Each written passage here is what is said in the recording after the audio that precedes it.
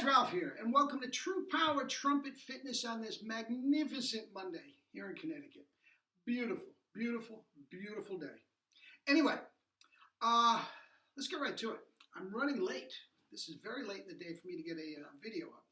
Very busy students. Practiced a lot, actually. Anyway, here we are. You saw the thumbnail.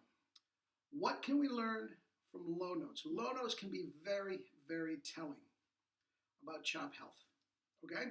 So let me honk a little bit, and I have played a lot. So if,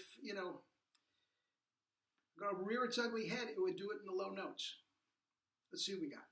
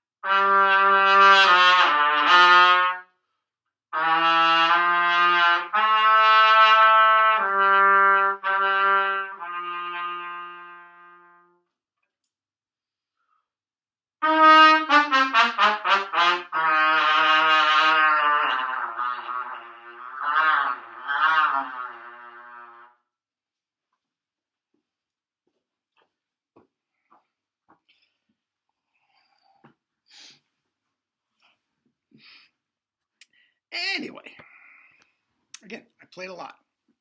Now, after the double C, that was the bombastic finale to Mahler's Seventh Symphony, and followed immediately by the prelude to Bizet's Carmen, which went down to the pedal F.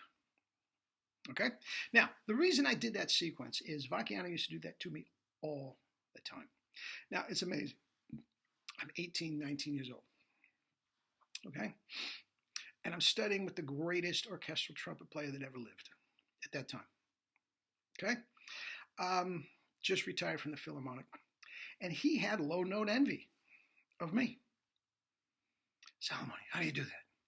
And anybody that's ever studied with him would know that he would do this. Many times while he's playing, he put his face right, literally, he used to drink a lot of coffee, it wasn't so pleasant. And look right at your chops, man, while you play. Play it again, Salomone. How do you do that? And he used to tell all my colleagues, how does Salomone do that? Anyway, low note envy. And part of the crazy that drove him crazy is he was playing, especially at that time, a bathtub Bach. It was like a bored out, it was like a trombone mouthpiece. And he didn't have the great low notes. Everything else up to a high C on the C trumpet, knocked the walls down. But the low notes, and that always bugged him. And I was using what he would consider the equivalent to a screamer. Many times it was a 10.5 C.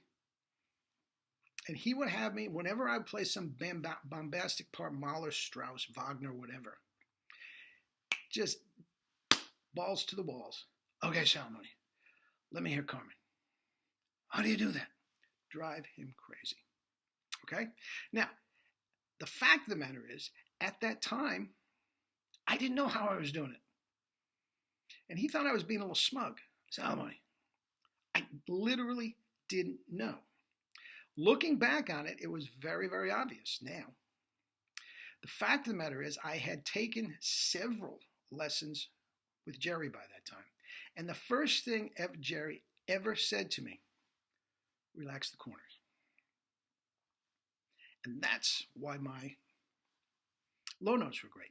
Now, even among my colleagues back at the Mannes College of Music, and they are all doing the bathtub Bachs, right?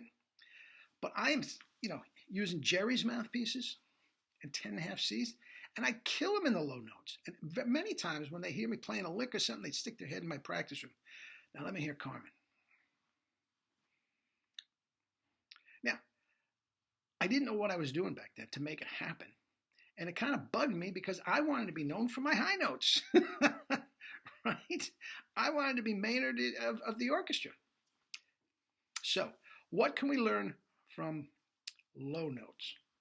Now, here's the deal. Most of the people, I'm going to be very, very general here. Most of trumpet players fall into one or two categories. They got all the screaming double C's and they can barely play a note below the low C.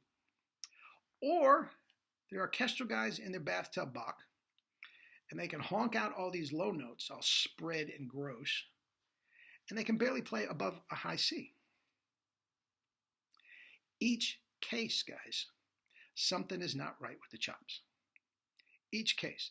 Now, if you're a screamer and you don't care about those low notes, knock yourself out. I will say, if it's not right, chop problems may be around the corner. The same thing with you orchestral guys. Wah, wah. You're just honking the low notes incorrectly. Again, if it's not right, don't come crying to me if you have chop problems. Okay? Now, at the end of the day, guys, it does tell you low notes, even though they're not always mandatory, low notes do tell you about lip health, if they are right or wrong. And even though I put no stock at all in practicing the single pedals like I just did, guys, they should be there when you need them. You know, Liberati made a living knocking out those single pedals. Much of Claude Gordon's books are chock full of single pedals, and I don't believe, I said a zillion times, I don't believe in practicing them because you do coerce the mouth, the chops, into playing the single pedal. The double pedals is a completely different embouchure, and those are fine. The single pedals, I don't like them. But the point is, if your chops are right, if the lips are relaxed, all those low notes are going to be there, and the single pedals will be there if you need them. Okay? Now, the conventional way to play that Carmen solo is to pull all your slides out till you're in trumpet in A.